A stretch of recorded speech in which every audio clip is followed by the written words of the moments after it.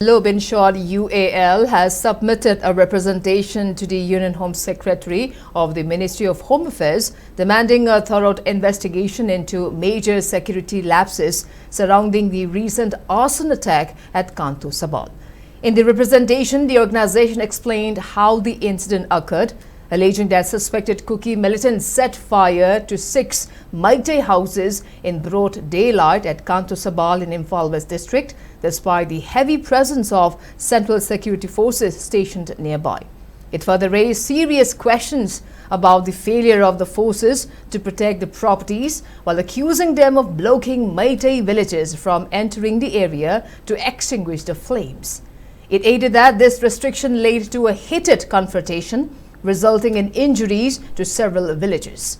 UAL also accused the central forces of denying entry to the state police on the same day, pointing to a critical lack of coordination between the two forces. Holding the central security forces accountable for negligence, the organization demands fair compensation and swift rehabilitation for the affected homeowners.